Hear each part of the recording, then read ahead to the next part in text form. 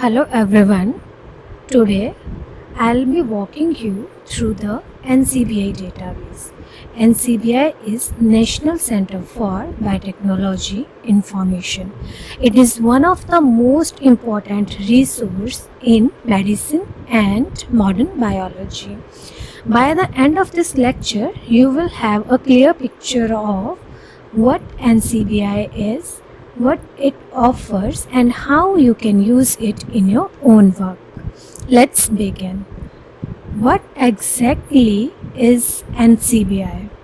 So, it is a division of the United States National Library of Medicine, which is a part of NIH or National Institute of Health. It is located in the Maryland and established in 1988. NCBI's mission is to develop new information technologies to help scientists understand the molecular biology. What makes NCBI special is that it is completely free and publicly accessible.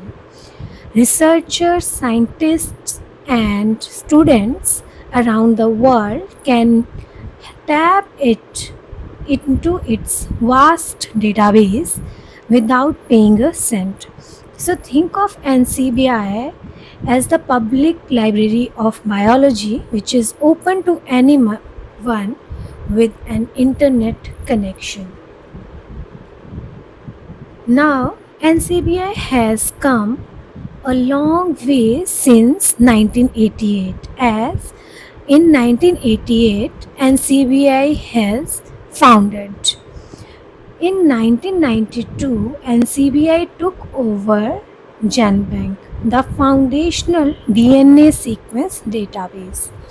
In 1994, saw the launch of PubMed, which most of you have probably used for literature searches. In 1997, NCBI released BLAST.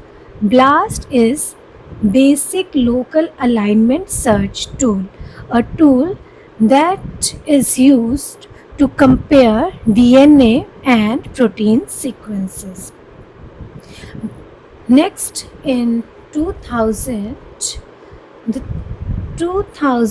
marked the start of Human Genome Project. So the data of Human Genome Project was here in NCBI database from 2000. Next, in 2016, NCBI launched its modern unified platform, the NCBI website. Today, NCBI handles over 3 billion searches per year across more than 40 specialized databases and 1,000 software. It collaborates globally with partners in Europe and Japan with INSDC, which is International Nucleotide Sequence Database Collaboration. Next, these are the major databases at NCBI. So GenBank, first of all, the annotated collection of over 260 million nucleotide sequences from every organism you can imagine. It is the go-to place for raw DNA data. Next, we have PubMed. With over 38 million citations, it is the largest biomedical literature database.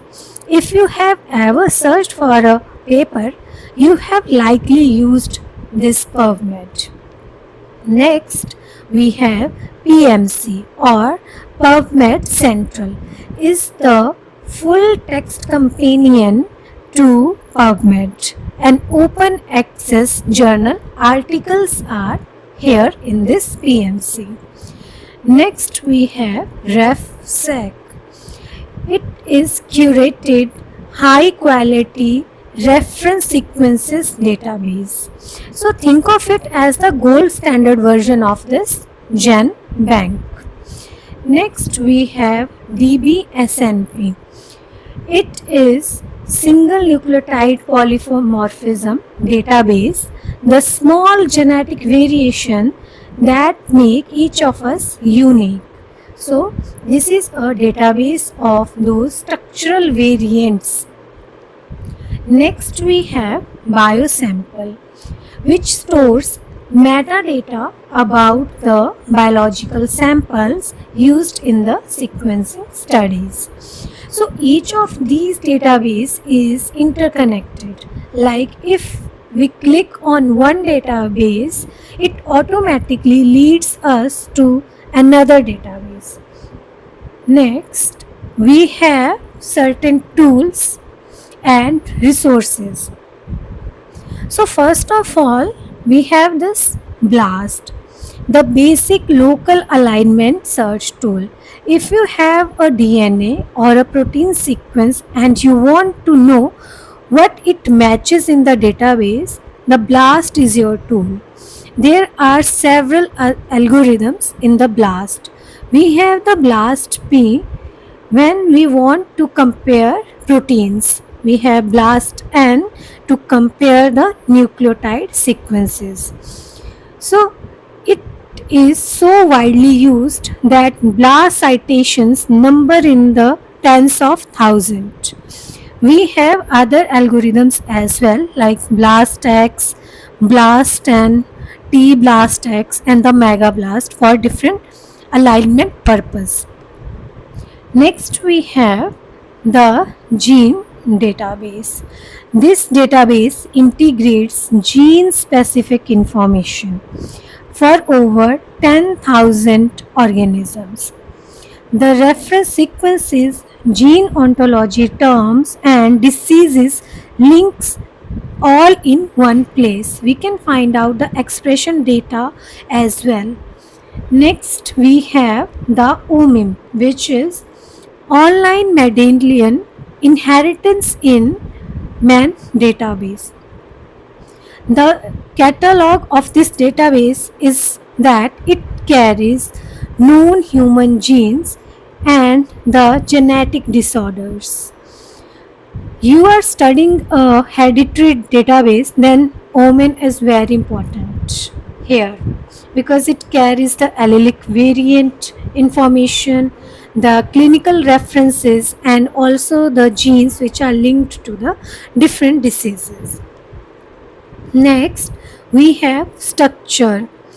It provides the 3D molecular structure from the PDB with viewers and tools to explore the protein architecture. Next, now let's talk about how to search and use this NCBI. So the first step is to open this website. This is your gateway to everything. Secondly, choose the right database for your question. Are you looking for a gene, a protein, a paper or SNP? Each has its own dedicated database. In the step 3, enter your search term. You can use plain keywords, gene name, accession numbers, unique identifiers also.